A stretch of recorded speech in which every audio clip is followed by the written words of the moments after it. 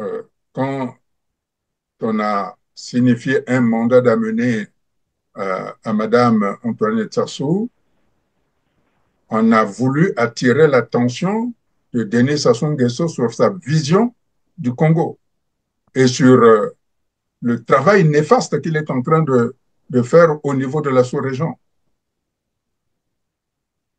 Au niveau de la sous-région, il a créé un désordre au niveau du Congo. Il est en train de créer un désordre au niveau de l'Afrique centrale. Et pour revenir sur votre question, il se pourrait aussi que c'était essentiellement Madame Antoinette Sassou qui était visée. Vous savez, quand j'étais en prison à la maison d'arrêt de Pointe-Noire, Oui, mais je vous pose la question parce que je sais que, bon, ils sont mariés. Et quand c'est comme ça, il y a une affaire comme celle-là, généralement, où naturellement, un des partenaires doit toujours informer à l'autre pour dire, attention, monsieur ou madame, voici, il y a une situation comme ça, quel est le comportement à tenir? Et là, donc je me pose la question de savoir si c'est Denis Sassou Nguesso lui-même qui lui a demandé de prendre la poudre d'escampette, de fuir carrément. Et là, on peut analyser que finalement, c'est une situation qui apparemment est grave. mais je pense que Madame Antoinette Sassou ne peut pas prendre cette décision déjà qui engage sa propre présence plus tard sur le territoire français si elle n'informe pas son époux. Hein. Ça paraît d'une évidence. Ça paraît d'une évidence. Et quels que soient les griefs qu'on aurait pu lui signifier. Et je rappelais que quand j'étais en prison à la maison d'arrêt, Madame Antoinette Sassou, qui est titulaire, qui est propriétaire d'une fondation, la Fondation Congo Assistance, a commis quand même des actes très délictueux, c'est-à-dire euh, faire des essais cliniques sur des prisonniers. Et certains prisonniers ont eu des conséquences sur leur santé. Ça, j'étais témoin. Pardon, Monsieur Boukadia, vous nous apprenez là quelque chose que moi je n'ai jamais su. Vous dites qu'il y a eu, voilà, un Il programme y a comme eu ça, des d'essais essais cliniques cliniques sur des prisonniers au Congo-Brazzaville, sur qui, les essais cliniques sur les prisonniers à la maison d'arrêt, en tout cas là où j'étais, à la maison d'arrêt de Pointe-Noire, je les ai vus moi-même et tout la le monde était au courant, supervision de Congo Assistance, vous dites. sous la responsabilité de la Fondation Congo Assistance. Je m'étais d'ailleurs interposé. Oui. Donc, il se pourrait que ce sont toutes ces choses-là qui remontent en surface. Donc, ces jeunes gens qui, au lieu de s'informer, remettent en cause la crédibilité des gens, doivent faire attention quand ils soulèvent un problème. Parce que quand on soulève un problème, il y a d'autres problèmes qui peuvent être remis en surface. Et les gens savent bien que je ne peux apporter aucune information si elle n'est pas avérée, si elle n'est pas validée. Donc, comme vous le disiez d'ailleurs, il se pourrait que il n'était pas au courant, mais de cela, j'en doute. Parce que c'est le fonctionnement du PCT. Le PCT est toujours dans la dénégation. Le PCT est toujours dans le mensonge. Comme le PCT est toujours dans le vol. Comme le PCT est toujours dans la criminalité. Il n'y a aucun membre du PCT qui ne soit véritablement honnête vis-à-vis de son fonctionnement. Parce qu'ils sont imprégnés euh, dès, euh, dès l'âge de pionnier servir jusqu'à l'UGC de mentir. Une fois, il a déclaré, il a dit, il n'y aura plus jamais, il dit bien jamais, un événement du genre conférence nationale ou même pas un dialogue. Il ne veut même pas en parler. Si dialogue pouvait y avoir, c'est sous ses conditions à lui. Parce qu'il Ça, ne c'est sa voudra vision. plus d'un événement, comme il disait lui-même, spectaculaire. Et Ça, parce c'est sa que, vision. bon, je crois que la conférence nationale a dû le traumatiser. Voilà pourquoi moi je vous pose la question, est-ce qu'il n'est pas temps d'en appeler évidemment à l'unité de l'opposition pour inverser le rapport de force. Qu'il veuille ou qu'il ne veuille pas d'un dialogue ou de la conférence internationale, ça ne regarde que lui. Quand les événements vont s'imposer, ou il s'assied ou il s'en va. Vous savez, il y a Assad, le Syrien, il disait la même chose. Il disait exactement la même chose que Denis Sassou Nguesso. Il est où?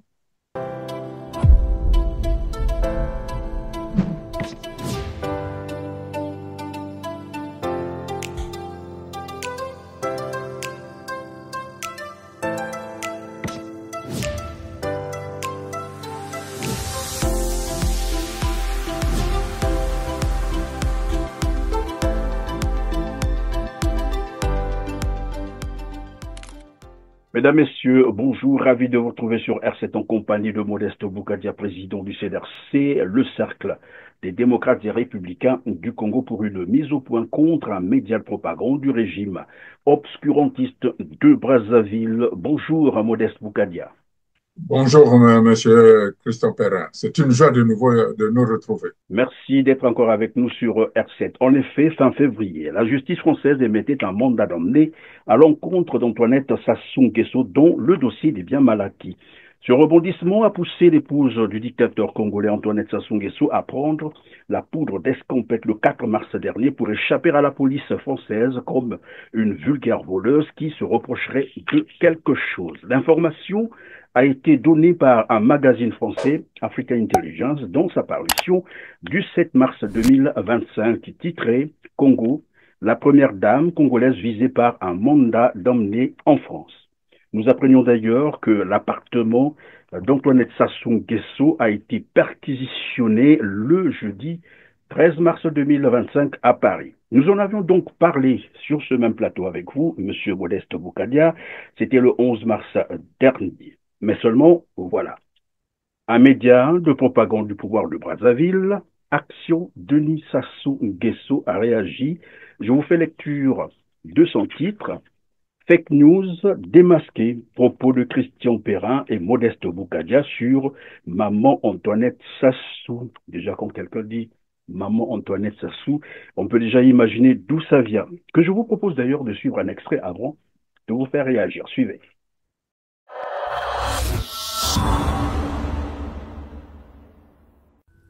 Cette vidéo que je suis en train de faire aujourd'hui, c'est une des vidéos qui m'a beaucoup attristé. Je suis vraiment indigné par rapport à ces propos, ces accusations qui ont été faites à la personne de Maman Antoinette Sassou Nguesso, la femme de notre président Denis Sassou Nguesso. Les propos tenus par Christian Perrin et M. Modeste Boukadia m'ont vraiment beaucoup touché. De comprendre que ils font une émission, ils sont en train de passer des messages, des accusations sans preuve, sans contexte. C'est très méchant parce que nous savons tous que la maman, c'est une personne qu'on ne touche pas. Et surtout quand Maman Antoinette a fait beaucoup et beaucoup et beaucoup pour le Congo. Nous savons aussi le cœur qu'elle a en tant que maman, maman nationale, de voir que le Congolais parle ainsi de sa personne. C'est vraiment un grand choc. Ça m'a beaucoup touché. Donc, dans cette vidéo, je vais vous laisser suivre ça et je vais mettre des commentaires. Vous allez voir comment le journaliste Perrin et Monsieur Modeste sont en train de parler d'elle, pendant que nous savons tous que Maman Antoinette n'est pas dans la politique, donc elle n'a rien à voir avec la politique du Congo, mais étant une maman, étant une femme, étant la première dame congolaise, elle a fait énormément beaucoup. Bon, je ne vais pas trop parler, je vais vous laisser suivre Et puis, on va juste mettre des commentaires par rapport aux propos tenus dans cette émission.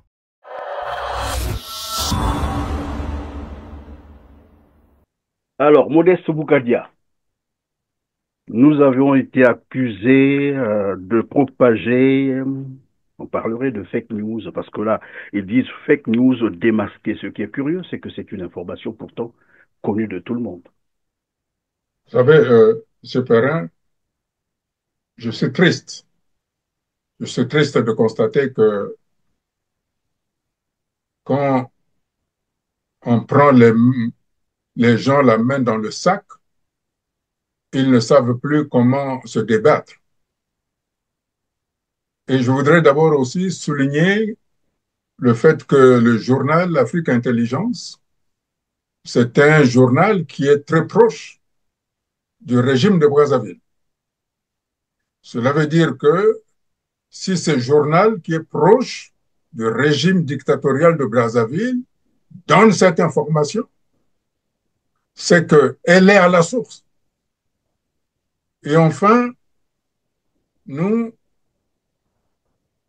avons commenté, nous avons analysé ce qui, pour la première fois, est arrivé à une première dame, si tant est que Antoinette Denis Sassou Nguesso soit une première dame. Parce que je ne sais pas quelle est la dénomination exacte de l'épouse du président dans la Constitution du Congo. Parce qu'il ne faut pas faire un jeu du style. On ne parle de première dame qu'aux États-Unis d'Amérique. Ceci étant dit, je suis quand même étonné pour cette information qui a été d'ailleurs confirmée par M. Ngakoso, je crois, qui semble être ministre, le ministre des Affaires étrangères, Jean-Claude Ngakoso, oui, qui a reçu d'ailleurs l'ambassadrice de France au Congo. Bon, si l'information n'était pas avérée, pourquoi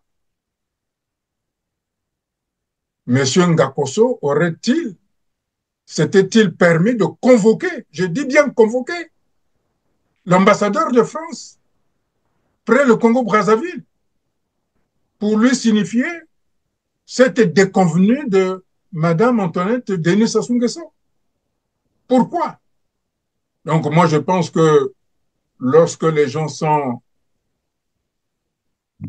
manquent d'arguments, ont de l'eau jusqu'au cou, pour ne pas dire jusqu'au nez, ils ont l'habitude de dire « Ah non, mais c'est une manipulation de l'information ». D'ailleurs, comme le fait couramment Denis Sassou Nguesso lui-même, quand il s'agit de biens mal acquis.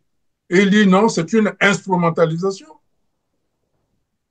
Je pense qu'il ne faut pas s'en faire, M. Perrin, l'information est avérée.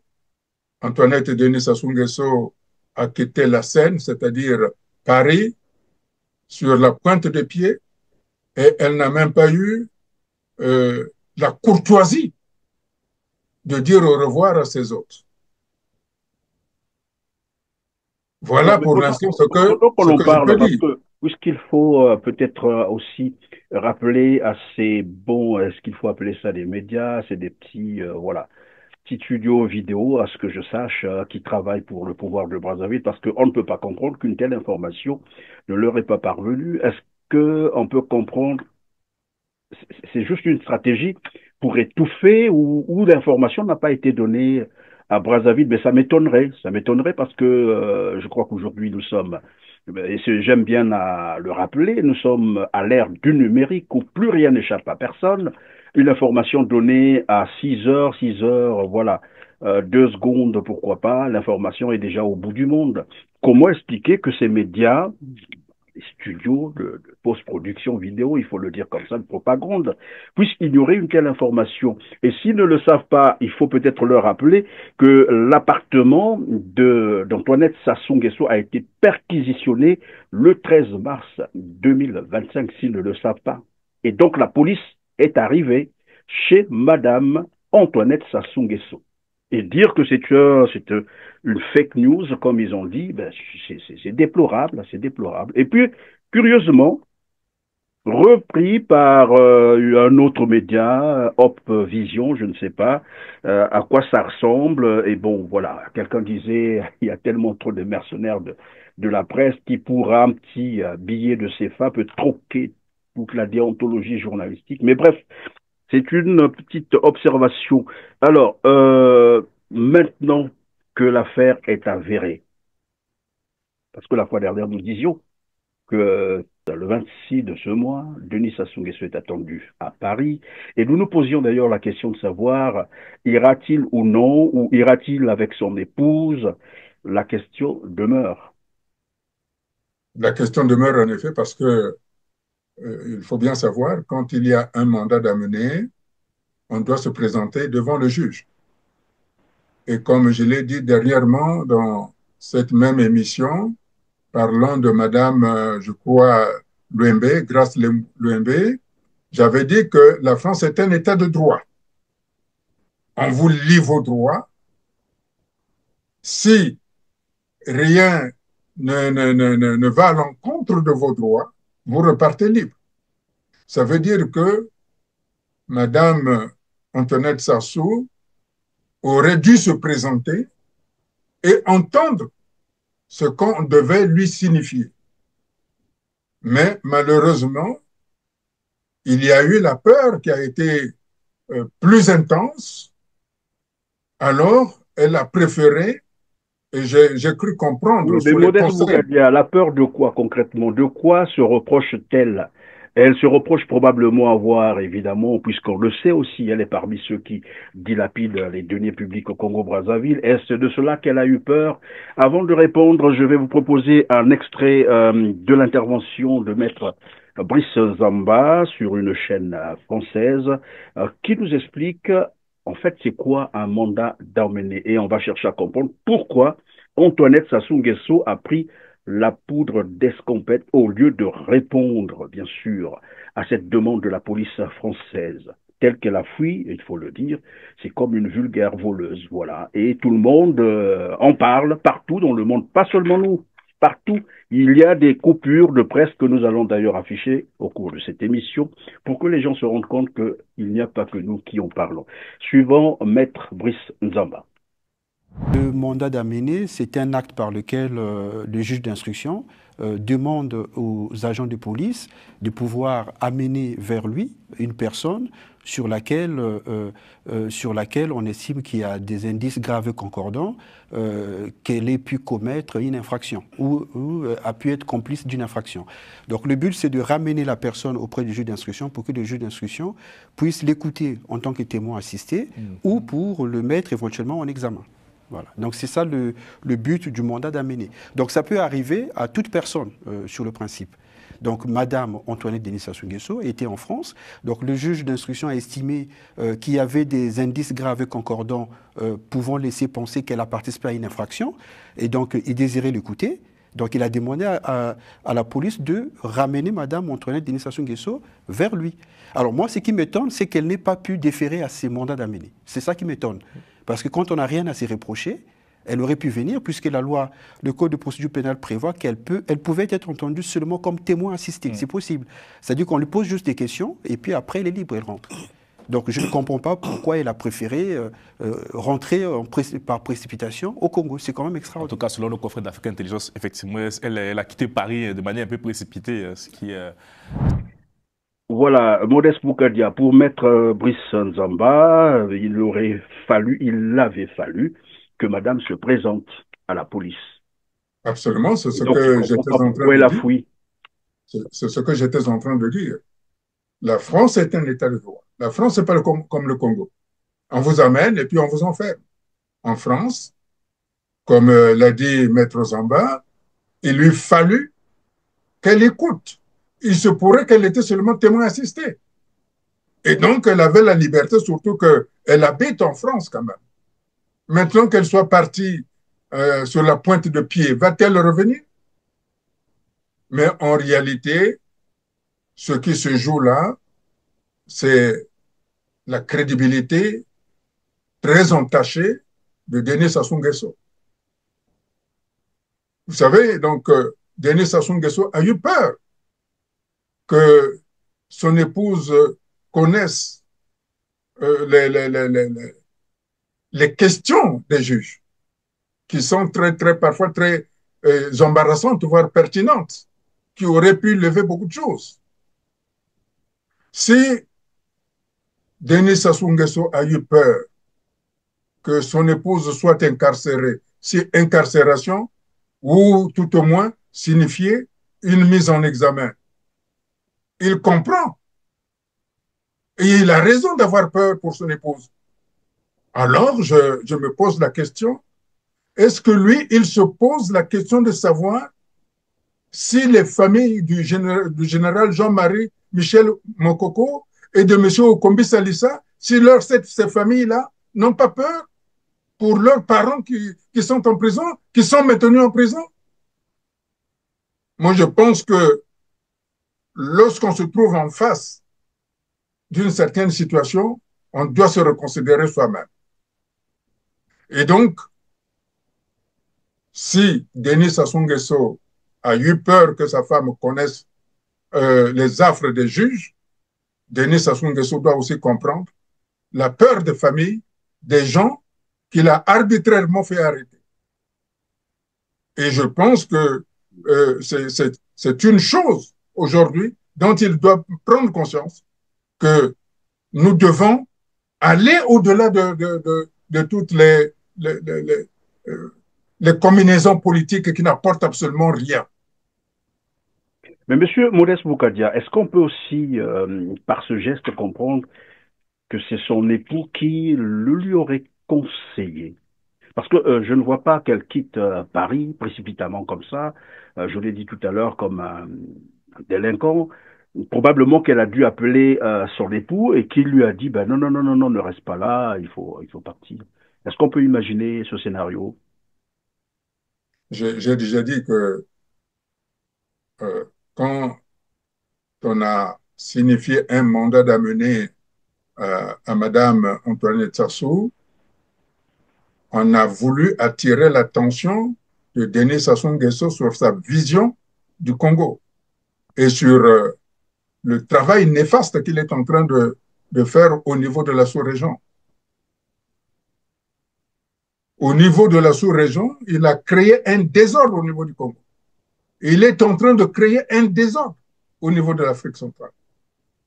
Et pour revenir sur votre question, il se pourrait aussi que c'était essentiellement Madame Antoinette Sassou qui était visée. Vous savez, quand j'étais en prison à la maison d'arrêt de Pointe-Noire. Oui, mais je vous pose la question parce que je sais que, bon, ils sont mariés. Et quand c'est comme ça, il y a une affaire comme celle-là, généralement, où naturellement, un des partenaires doit toujours informer à l'autre pour dire, attention, monsieur ou madame, voici, il y a une situation comme ça, quel est le comportement à tenir? Et là, donc je me pose la question de savoir si c'est Denis Sassou Nguesso lui-même qui lui a demandé de prendre la poudre d'escampette, de fuir carrément. Et là, on peut analyser que finalement, c'est une situation qui apparemment est grave. Mais je pense que Madame Antoinette Sassou ne peut pas prendre cette décision déjà qui engage sa propre présence plus tard sur le territoire français si elle n'informe pas son époux. Hein? Ça paraît d'une évidence. Ça paraît d'une évidence. Et quels que soient les griefs qu'on aurait pu lui signifier. Et je rappelais que quand j'étais en prison à la maison d'arrêt, Madame Antoinette Sassou, qui est titulaire, qui est propriétaire d'une fondation, la Fondation Congo Assistance, a commis quand même des actes très délictueux, c'est-à-dire faire des essais cliniques sur des prisonniers. Et certains prisonniers ont eu des conséquences sur leur santé. Ça, j'étais témoin. Pardon, Monsieur Boukadia, vous nous apprenez là quelque chose que moi je n'ai jamais su. Vous dites qu'il y a eu, voilà, un programme comme ça, des essais cliniques sur des prisonniers au Congo-Brazzaville. Sur les essais cliniques sur les prisonniers à la maison d'arrêt, en tout cas là où j'étais, à la maison d'arrêt de Pointe-Noire, je les ai vus moi-même. Et tout le monde était au courant. Supervision de Congo Assistance, vous dites. sous la responsabilité de la Fondation Congo Assistance. Je m'étais d'ailleurs interposé. Oui. Donc, il se pourrait que ce sont toutes ces choses-là qui remontent en surface. Donc, ces jeunes gens qui, au lieu de s'informer, remettent en cause la crédibilité des gens, doivent faire attention quand ils soulèvent un problème. Parce que quand on soulève un problème, il y a d'autres problèmes qui peuvent être remis en surface. Et les gens savent bien que je ne peux apporter aucune information si elle n'est pas avérée, si elle n'est pas validée. Donc, comme vous le disiez d'ailleurs, il se pourrait que il n'était pas au courant, mais de cela, j'en doute. Parce que c'est le fonctionnement du PCT. Le PCT est toujours dans la dénégation.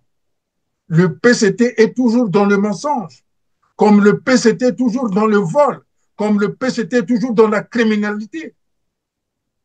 Il n'y a aucun membre du PCT qui ne soit véritablement honnête vis-à-vis de son fonctionnement.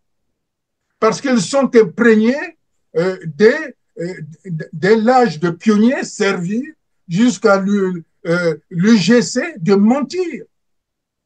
Vous êtes en train de dire tout le monde est informé, tout le PCT est informé de ce mandat d'amener. Bon, maintenant pour faire diversion, pour manipuler les consciences, ils ont voulu utiliser des médias qui leur sont proches pour étouffer l'information ou manipuler la conscience des Congolais pour faire savoir que c'est du mensonge. Vous l'avez même rappelé tout à l'heure, Denis Sassou Nguesso lui-même a dit c'est une instrumentalisation de la justice. Bon, de harcèlement, de manipulation, de traitement injuste, ce n'est pas seulement par les deux juges, puisque nous sommes en face des médias.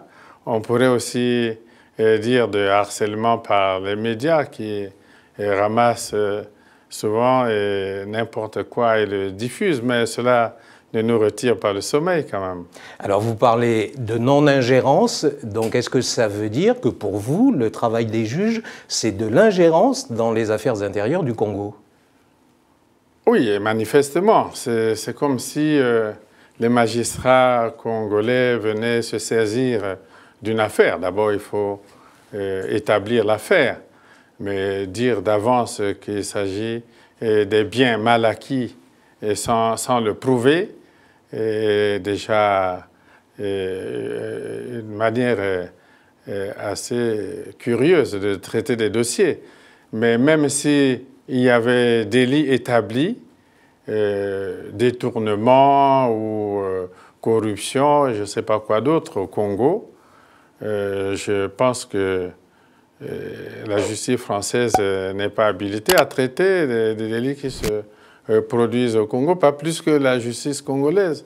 Dans une enquête publiée au mois de janvier, le quotidien français Libération avait parlé d'un système de pillage organisé. Je vous propose de regarder un résumé commenté par Laure de Matos et on en reparle. Au cœur de cette enquête du quotidien français Libération, un homme, Lucien Ebata, et Orion Oil, la société de négoce pétrolier qu'il dirige. Orion Oil est un partenaire privilégié de la SNPC, la Société nationale des pétroles du Congo, dont elle revendrait aujourd'hui environ 10 millions de barils par an. Les douanes françaises enquêtent sur Lucien Ebata et ses activités depuis 2012. Et selon elle, Orion Oil ne serait rien d'autre qu'une société écran chargée de prélever des revenus sur le commerce du pétrole congolais et de les redistribuer, notamment aux membres du clan du président Sassou Nguesso. Selon le dossier d'enquête des douanes françaises, largement cité par Libération, Orion Oil serait au cœur d'un système d'évasion de capitaux au moyen de porteurs de valises et d'une structure financière hautement complexe. Une réaction sur cette affaire. Que voulez-vous que je dise, madame, sur l'affaire de Fontenelle qui nous décrit un enfant né avec une dent en or? Connaissez-vous cette histoire? Voilà. quelqu'un dit qu'il y a un enfant qui est né avec une dent en or et les savants, les chercheurs se mettent chaque mois, chaque année à publier des documents, des ouvrages, des articles sur l'origine mythique ou même mystique de cet enfant pour se poser la question a posteriori. Le gouvernement du Congo a parlé de diffamation, donc c'est ce que vous êtes en train de nous dire. Je n'ai pas besoin de dire que c'est de la diffamation, non. Je vous parle. Mais par contre, il y a quelque chose qui me préoccupe. Il y a toujours quelque chose qui m'interpelle. Depuis longtemps qu'on nous parle de telles affaires, nous n'avons jamais vu une action judiciaire être commise au Congo pour enquêter les situations dans le territoire sur lequel ces problèmes se passent avant de produire un rapport. Alors que les faits sont avérés. Il est même arrivé à dire les Congolais ne m'ont jamais reproché tout cela. Et aujourd'hui, depuis je crois 2 ans, il y a des ONG congolaises qui ont déposé des plaintes au niveau de la justice congolaise pour détournement de fonds, surtout les 14 000 milliards. Mais la justice ne se prononce pas. Dépôt d'une plainte ce 31 juillet 2023 devant le doyen des juges d'instruction près le tribunal de grande instance de Brazzaville contre X avec constitution de partie civile pour détournement et pillage présumé de fonds publics. Suite à la disparition, comme vous le savez tous ou presque, de 14 000 milliards de francs CFA, soit 25 milliards de dollars américains, issus des recettes excédentaires des revenus pétroliers réservés pour les générations futures. La plainte a été déposée par la coalition citoyenne contre les crimes économiques et financiers regroupant des personnalités indignées et une dizaine d'organisations non gouvernementales des droits humains, dont l'OCDH, MCC, CDHD, RALBOL, ARPA-2DH et M22. Dans le cadre du mandat de la société civile au titre du contrôle citoyen de l'action publique, la coalition citoyenne contre les crimes économiques et financiers au Congo-Brazzaville vient de déposer devant le doyen des juges d'instruction près le tribunal de grande instance de Brazzaville une plainte contre X avec constitution de partie civile pour détournement et pillage de présumés fonds publics. Comme vous le savez, le 12 août 2006, le président de la République, devant le Parlement réuni en Congrès, annonçait l'ouverture d'un compte de stabilisation domicilié à la Banque des États de l'Afrique centrale afin de déposer pour le compte des générations futures les recettes excédentaires issues de l'augmentation de la production pétrolière et du fait de la forte hausse du cours du pétrole sur le marché international. Une question et une réponse. Où va l'argent des générations futures? Si les des générations futures, c'est qu'il est pour les générations futures et gardé pour cela. Et on ne va pas donner à cette demoiselle, non? Il existe une réserve aujourd'hui pour ces générations futures, Monsieur le Président? Mais c'est l'objet, non, du projet. Réserve pour les générations futures, oui. Or, à ce jour, cette épargne destinée aux générations futures serait portée et disparue. Sans même que les générations présentes n'en soient informées ni rassurées de sa bonne gestion, plus aucune autorité constituée de la République du Congo n'en évoque l'existence actuellement. C'est la réponse à l'interpellation adressée à la société civile congolaise en vertu de sa capacité juridique à rester en justice, suivant les termes de la pétition citoyenne en circulation au Congo-Brazzaville à travers le monde pour exiger des poursuites judiciaires contre les crimes économiques et financiers. Pétition lancée par 3 citoyens congolais lors d'une conférence de presse le 20 mai 2023 à Brazzaville. Et le même Denis Sassou Nguesso peut se retrouver à l'extérieur pour dire écoutez, moi, les Congolais ne m'ont jamais reproché ça, il n'y a pas de poursuite chez moi. Donc, bref, mais c'est je disais donc, en fait, ils ont voulu tourner les Congolais en dérision pour faire comprendre aux jeunes Congolais que c'est une fausse information, c'est une fake news, c'est ça. Voilà pourquoi ils ont procédé. En utilisant bien sûr. Monsieur Parra, d'après les informations que j'ai eues, le Congo avait verrouillé l'information. Et lorsque nous l'avons analysé, nous l'avons évoqué sur cette chaîne, la population a été au courant. Et il fallait trouver un artifice pour contrebalancer cette vérité avérée. Et donc, ils ont utilisé vous savez, ils ont l'habitude de le faire. En 2009, je m'étais rendu à Mbanzangoum, où il y a des tombes en Bazango. Mais au Congo, on me disait qu'il n'y avait pas de mort. Je suis allé vérifier moi-même de Bazango. Et quand je suis revenu de Bazangungu, je traversais donc par le beach, le fameux beach. Je suis allé directement à la télévision de Maurice Nguesso. MNTN, enfin. MTV qu'on appelait ça, je crois, oui. Et donc, j'avais demandé expressement au général Pierre Auba d'instruire ces jeunes gens pour qu'ils ne manipulent pas la vérité crue qui fait mal. Quand on a assassiné des gens, des jeunes gens, quand on les a mis dans un conteneur, quand on vivant et les noyés, quand on a mis des jeunes gens dans des chambres et on a mis les feux pour les brûler vivants, il est mieux de ne pas manipuler cette vérité-là. Car si on manipule la vérité, on ne peut pas trouver un terrain d'entente, de réconciliation. C'est exactement ce que je... Il faut aussi rappeler qu'il y a d'autres jeunes qui étaient emmenés directement au palais de Denis Sassou Nguesso, en Pila, et c'est là-bas qu'on... Moi, je vous dis je suis en train de vous dire ce que j'ai dit à Brazzaville, dans les locaux de la télévision de Maurice Nguesso, qui est le frère de Denis Sassou Nguesso. Donc, le PCT a l'habitude de manipuler l'information pour montrer que ceux qui sont en face, c'est des menteurs. Alors que les vrais menteurs, escalités, ce sont les membres du PCT. C'est pour ça que je redis ceci. Moi, je suis pour la paix au Congo. Je suis pour l'apaisement. L'apaisement, il faudrait que les familles soient en paix.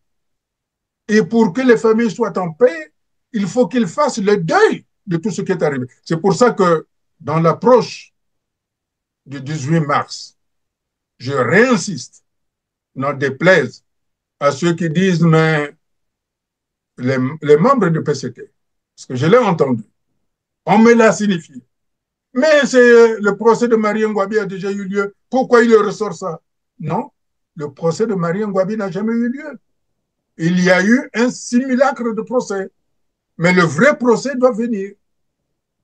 Et ce procès-là est important parce que non seulement ça permettra à la famille de Marie Ngouabi, du commandant Marie Ngouabi, de faire son deuil, mais de savoir de quelle manière on lui a ôté la vie. C'est important de le savoir. C'est à cela que sert un procès, un véritable procès, pas un simulacre. Ce procès doit avoir lieu pour pouvoir enlever le propre qu'on a mis sur les Bakongo qu'ils ont tué Marie Ngouabi. Tout comme le procès que j'appelle celui du cardinal Émile Beyeda. Une grande éminence comme ça. Le président Alphonse Massamba Deba, puisque évidemment c'est le même. Non, pour l'instant, on ne sait pas si le président Alphonse Massamba Deba est mort. Il est porté disparu puisqu'on n'a pas de corps.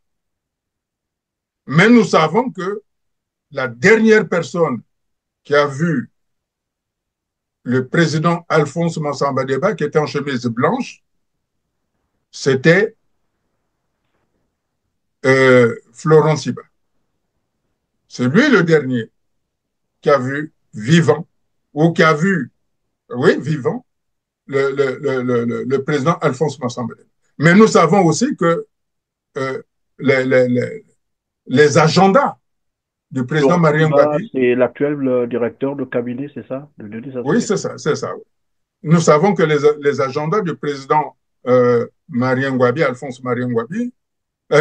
Massamba Deba, pardon, excusez-moi de cette confusion, se trouve avec, il n'est plus avocat, Jacques Okoko. C'est lui qui a les agendas. Et quand je dis ça, il ne faudrait pas que sa maison brûle. Et il ne faudrait pas qu'on dise, ah non, mais on est allé piller la maison de Jacques Okoko. Mais Jacques Okokolor a déjà dit que les dossiers sont dans sa tête. Ces dossiers-là va permettre à la justice de savoir où se trouve le président Alphonse Massamba Deba. Vous savez, ce que je dis, ce n'est pas de gaieté de cœur. Moi, j'ai eu un oncle qui était membre du PCT, qui était même au comité central, Pierre Massengo, qui était le maire de Makelekele. Il est porté disparu depuis la guerre faite contre les civils du Poul. Il est porté disparu. Donc, si je tiens à ce que ce procès ait lieu, c'est pour qu'on sache et pour que les gens fassent leur deuil. Ce n'est que comme ça que nous pourrons aller vers l'unité nationale. Figurez-vous, M. Perrin, imaginez qu'il n'y ait pas ce procès. Qu'est-ce qu'on va se dire? Tous les Bangalas ont assassiné le cardinal Émile Beyenda. Tous les Bangalas ont favorisé, ont fait disparaître le président Alphonse Massamba Deba. Tous les Bangalas ont détruit le pays. Personne ne pourra pas dire, ah non, ce ne sont pas tous les Bangalas. Puisque ce sont tous les Bakongo qui ont assassiné Mariam Wade. C'est pour ça que, pour que la responsabilité ne soit pas collective, il nous faut arriver à ce procès. Et que les gens ne disent pas que je radote, que je remue ce qui fait mal. Non, c'est là. Non, c'est normal. Les crimes contre l'humanité sont imprescriptibles et puis on ne peut pas comprendre qu'un président de la République soit assassiné et que son ministre de la Défense ne passe pas devant la barre pour expliquer ce qu'il en sait. Denis Sassou Nguesso n'a jamais répondu devant la justice sur la mort du président Mariam Ngouabi. Et c'est tout normal que ce procès soit repris. Alors, Modeste Boukadia, nous allons terminer parce qu'en fait, aujourd'hui, nous étions en train de réagir plutôt contre ce média de propagande de Mpila qui vous accusait, donc vous, et moi-même d'ailleurs, d'avoir propagé, soi-disant, une fake news sur voilà, le mandat d'amener à l'encontre de Madame Sassou Nguesso. Alors, pour terminer, est-ce qu'on peut penser que finalement, c'est parti pour une fracture entre la France et le Congo-Brazzaville? Vous savez... Quand je dis Congo-Brazzaville, je parle du régime Sassou, peut-être pas le Congo en tant que tel. Oui, le Congo et la France ont une histoire de très longue date. Et tant mieux. Parce que la France, c'est un partenaire. Mais ça dépend de quel côté on se trouve. Il ne faut pas confondre le peuple français, la France et les intérêts français. Donc, il n'y a pas de confusion possible, pas du tout. Bon, donc, il n'y a pas de confusion là-dessus. Je ne pense pas qu'il doit y avoir un divorce. Cependant, je voudrais souligner que nous devons aller vers une stabilité de l'Afrique centrale. C'est ça ce qui m'importe, la stabilité de l'Afrique centrale. Oui, mais d'abord sur l'affaire... mais je suis en train d'y répondre. Est-ce que vous pensez qu'il y a déjà là une fracture entre le Congo et la France? Parce que vous l'avez rappelé tout à l'heure, nous l'avons rappelé, que Madame Claire Baudoni, c'est comme ça qu'on l'appelle, ambassadrice de France au Congo, Brazzaville, a été convoquée par le ministère ou le ministre des Affaires étrangères, Jean-Claude Gakosso, probablement pour la sermonner, pour dire mais c'est quoi ce que vous êtes en train de faire. Et puis une première dame, vous l'avez même dit lors de la dernière émission avec vous, que c'est inédit qu'une première dame soit convoquée par la police ou voilà, soit sous mandat d'amener. Oui, j'entends bien. Moi, je suis en train de dire ceci, que il s'est passé à Paris lors de la cérémonie de la résurrection de Notre-Dame une décision très importante sur l'avenir du Congo et sur les rapports entre le Congo et la France. qu'il fallait que le régime de Brazzaville s'ouvre au niveau de l'opposition afin de trouver au mieux, je cite, sans cri, dans le calme, la manière de gouverner le pays. Donc, quand on dit ça, en bon français, pour ceux qui ne comprennent pas, parce qu'au Congo, depuis qu'on a détruit l'école, les gens ne comprennent pas. On a dit, allez mettre en place un gouvernement de transition pour que tout le monde s'asseye à la table. Et quand on vous dit ça, et vous faites la sourde oreille, parce que vous voulez avoir d'autres priorités qui ne sont pas à l'ordre du jour, ça ne passe pas. Mais M. Bougadia, pendant que vous le dites, allez s'asseoir avec voilà, toute la classe politique, trouver une solution pour redonner, comme qui dirait, donner une nouvelle chance au Congo-Brazzaville de décoller. Là, vous dites d'ailleurs, de l'autre côté, on fait la sourde oreille, apparemment. Il tente d'ignorer tout cela, malgré ce que vous êtes en train de révéler, ce qui lui a été dit à Paris.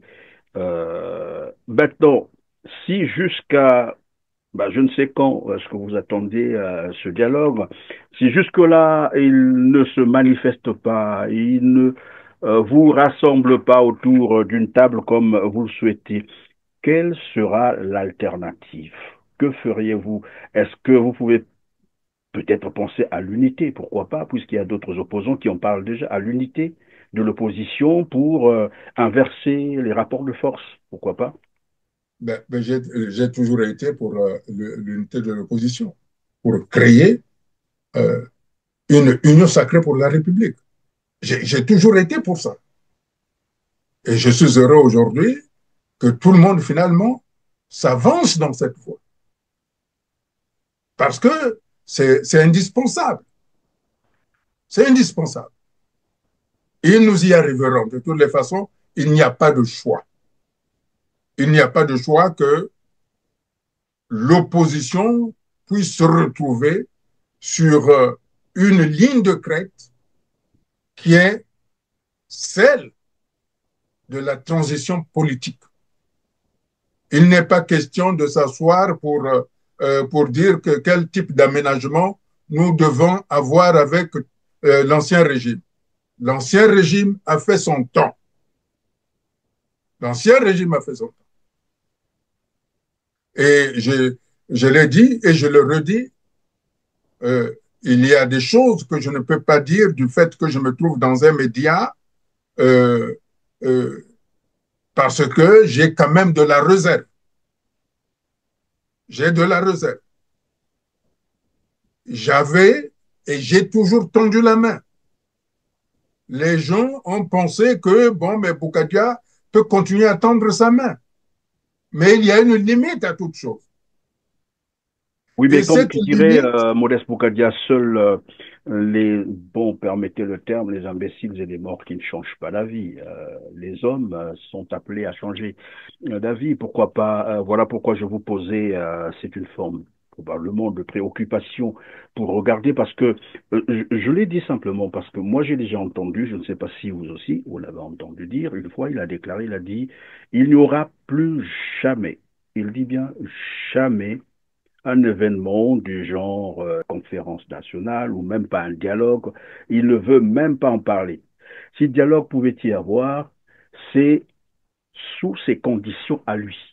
Parce qu'il ne voudra plus d'un événement, comme il disait lui-même, spectaculaire. Et parce que, je crois que la conférence nationale a dû le traumatiser et il voit toujours la conférence nationale, la forme de la conférence nationale, alors qu'il peut avoir d'autres dialogues sous d'autres formes, qu'il abandonne le pouvoir, il laisse le Congo se refaire, pourquoi pas? Voilà pourquoi moi je dis, est-ce qu'il n'est pas temps maintenant? C'est vrai, vous avez longtemps appelé à cette cohésion, à cette unité de l'opposition, mais maintenant, ça s'impose. Et il y a déjà des voix qui commencent encore à se lever dans ce sens. Voilà pourquoi moi je vous pose la question, est-ce qu'il n'est pas temps d'en appeler évidemment à l'unité de l'opposition pour inverser le rapport de force? Monsieur Perrin, je ne peux pas vous dire autre chose que J'ai toujours œuvré pour l'union nationale et l'unité de l'opposition.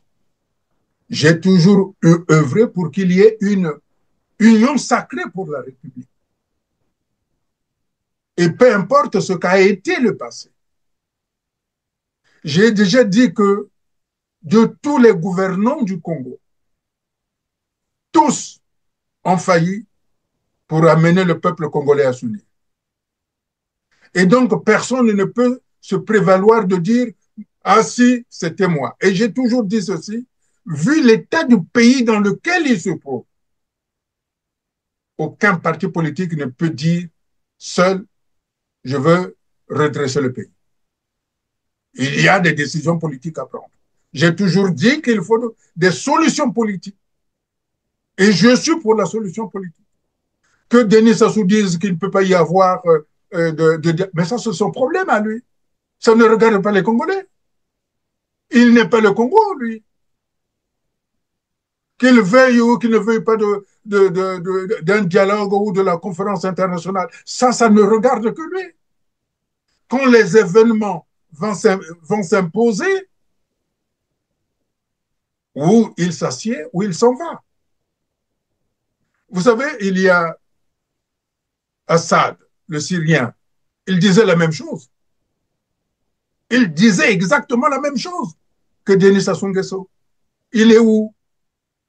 Oui, on a connu aussi le maréchal Mobutu qui disait c'est c'est-à-dire sans fin, sans limite, mais pourtant il est parti. Alors Modeste Boukadia, on va donc conclure par là. C'est un appel que vous lancez vous aussi pour l'unité de l'opposition. C'est ça qu'on retient. Oui, absolument. Je souhaite que euh, toute l'opposition se réunit pour créer une union sacrée pour la République. Et parce qu'elle est importante. Non seulement nous parlons pour le Congo, mais nous devons parler pour la sous-région qui est très déstabilisée. Et nous devons tout faire pour recréer cette amitié de longue date avec la République démocratique du Congo, donc qui est en proie à une agression pour la déstabiliser davantage. J'avais déjà attiré l'attention de la République du Congo de ne pas être le pont. Je l'espère que ça continue. Parce que je n'aimerais pas avoir des doutes sur la raison pour laquelle le FMI a octroyé 43 millions de dollars au régime de Brazzaville. Pourquoi faire? Ce n'est même pas de l'argent pour investir Oui, pour un pays. pardon, Modeste Boukadia, pendant que vous abordez cet aspect de choses, cette question, dernièrement, je crois qu'on en avait abordé lorsque le FMI a évidemment effectué la 6e revue. Il est reparti, ce n'était pas convaincant, ce n'était pas concluant, et on a pris finalement puisque c'est en octobre qu'ils étaient là, donc novembre, décembre, janvier, février, mars, nous sommes déjà en mars, 5 mois après, il y a eu comme un revirement. Le FMI est revenu sur sa décision et cette fois-ci, il accorde, voilà, il pense que la 6e revue est désormais concluante. Est-ce que on peut voir derrière cela une forme de corruption qui a dû agir? Parce que comment expliquer ce revirement après avoir échoué, le FMI est rentré parce que c'était la dernière revue. Et 5 mois après, on rappelle pour dire non, cette fois-ci, c'est bon, ça a été conclu. Moi, ça me rappelle un peu la mafia vous vous rappelez du fonctionnaire du FMI, Yaya Moussa? Écoutez, lors de la dernière émission, j'avais dit que selon les informations que j'avais du FMI, il y avait des incidents à cette époque. Mais par contre, ce dont je m'interroge, c'est sur le montant. Vous savez, ce montant, on peut vous l'octroyer pour créer une très belle chaîne de télévision. Ce n'est pas pour un État. C'est pour ça que... C'est-à-dire, ce sont là, comme qui dirait, les pipis du chat. Voilà, c'est un pipi de chat, comme aime le dire quelqu'un que je connais très bien. C'est pas une somme qu'on alloue à un État, fût-il africain, pour pouvoir faire face au désastre économique qu'ils ont créé. Ça voulait dire que cette somme doit avoir un objectif bien particulier. Et c'est pour ça que j'attire l'attention du gouvernement PCT. J'espère que ce n'est pas pour mettre du désordre au Congo ou dans la sous-région. Parce que ce n'est pas une somme dont on peut... C'est 20 milliards, hein, 20 milliards de francs CFA. 20 milliards de francs, c'est 20 milliards de francs CFA qui ont été accordés, et quelqu'un me disait d'ailleurs, mais c'est le déjeuner de Jean-Jacques Bouya. Comment 20 milliards de francs CFA et le gouvernement est en train de célébrer comme si...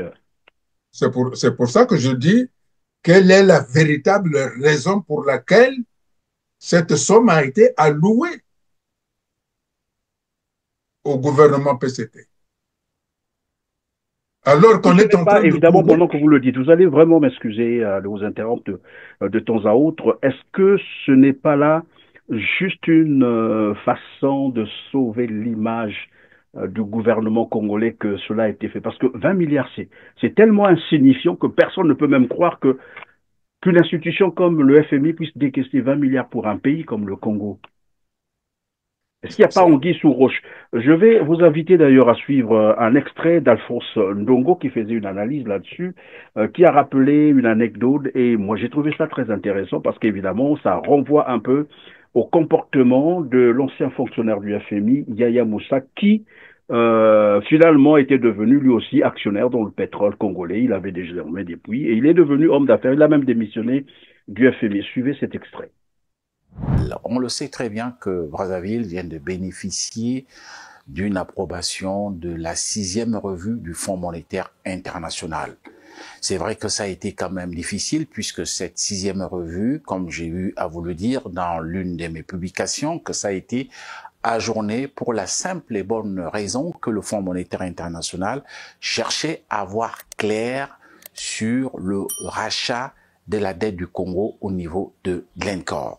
Et cette information n'avait donc pas justement été envoyée à l'institution de Bretton Woods, d'où l'ajournement donc de cette approbation, de l'approbation de la 6e revue.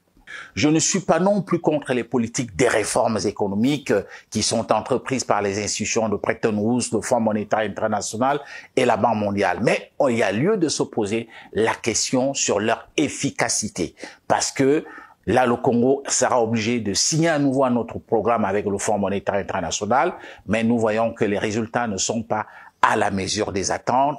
Les recettes publiques n'ont pas progressé. La dépense publique est en train plutôt de s'élever. Et c'est des questions qu'on est en droit de se poser pour ce qui concerne le Fonds monétaire international. Je vais vous faire une anecdote pour chuter par là. En 2004-2005, je travaille encore pour Jeune Afrique Économie et pour la Lettre du Continent. Je mène une enquête sur le représentant du Fonds monétaire international dans notre pays. Je ne vais pas citer son nom pour ne pas créer des problèmes.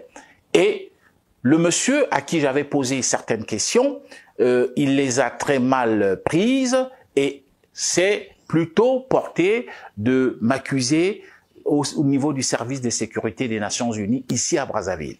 Et je reçois un coup de fil d'une autorité sécuritaire des Nations Unies, notamment au niveau du PNUD, qui me dit ce n'est pas bien ce que tu entreprends, monsieur le journaliste, parce que monsieur qui est le représentant du Fonds monétaire international est en train d'apporter beaucoup de choses pour le Congo et il ne faut pas le contrarier. Alors, j'ai dû lever le pied et j'ai compris. J'ai compris une chose à la fin parce que le monsieur, quelque temps après, a démissionné du Fonds monétaire international et aujourd'hui, il travaille dans le secteur pétrolier dans notre pays. C'est-à-dire qu'il a créé une structure pétrolière qui existe, qui est à Pointe-Noire et qui, n'est-ce pas, se fait de l'argent. Alors, Modeste Boukadia, voilà, vous avez suivi donc cette anecdote rappelée par Alphonse Ndongo, et moi je vous disais, est-ce qu'on n'est pas sur le même schéma? Parce que 20 milliards pour le Congo-Brazzaville, même si après on nous dira oui, mais une fois que c'est validé, le Congo a désormais la possibilité d'aller, voilà, demander, je ne sais pas moi, de prendre, demander des crédits, mais il y a aussi l'image du Congo qui est écornée. Non seulement il y a l'image du Congo qui est écornée, c'est surtout euh, on prend les Congolais pour des mendiants. C'est ça. On prend les Congolais pour des mendiants. Moi, j'ai toujours refusé. Je ne suis pas un mendiant. Je ne suis pas un mendiant. En tout cas, moi, pas non plus. Ouais, c'est pour ça que je redis ceci, que cette somme interroge. Cette somme interroge. C'est une somme qui n'est pas faite pour répondre aux besoins de la situation actuelle du Congo. Et c'est pour ça que j'insiste. Est-ce que c'est pour donner quelque force à Denis Sassou Nguesso ou c'est pour lui permettre d'être présent sur la scène de la sous-région? C'est une question sérieuse. Les Congolais doivent prendre conscience de ce que je dis. Est-ce que cette somme est faite pour faire plaisir à Denis Sassou Nguesso ou est-elle pour maintenir la stabilité ou pour créer des incidents? Et à ce moment-là, il faut aussi interpeller probablement le Fonds monétaire international. Mais ce n'est pas tellement le Fonds monétaire international qui est en cause là. Moi, je pense qu'il faut interpeller les donneurs d'ordre. Et je rappelle que la situation de la RDC au niveau du Nord Kivu est en train d'être jugulée, réglée, mais il ne faudrait pas qu'il y ait d'autres incidents. Un autre front qui va s'ouvrir du côté de Brazzaville. Je souhaite que ce ne soit pas ça. Parce qu'il faut tout voir dans cette situation dans laquelle on se trouve. Ce que je souhaite et ce que je veux, c'est que nous devons rester entre la République démocratique du Congo et la République du Congo des très bons voisins. Et que, comme je l'ai dit ici, chez vous, je le redis, Brazzaville doit être le rempart de Kinshasa et Kinshasa le rempart de Brazzaville. Parce que, comme ce fut et c'est toujours pour l'Europe, entre la France et l'Allemagne, c'est un couple qui fonde la stabilité de l'Union européenne. Brazzaville et Kinshasa, auquel il faut ajouter Luanda, doivent créer la triptyque de la stabilité de l'Afrique centrale.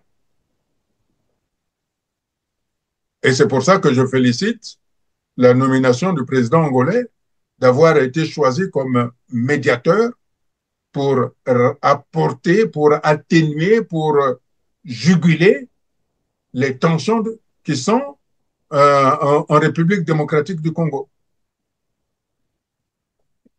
Merci Modeste Boukadia d'avoir encore été avec nous aujourd'hui. J'ai retenu deux choses.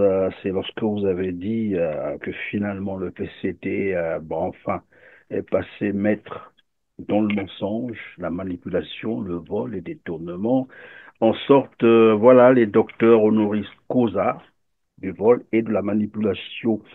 Et voilà, vous dites également qu'il faut prioriser la relation bilatérale entre le Congo-Brazzaville, le Congo-Kinshasa, les relations de bon voisinage, parce que voilà, Brazzaville doit servir de rempart pour Kinshasa et Kinshasa autant.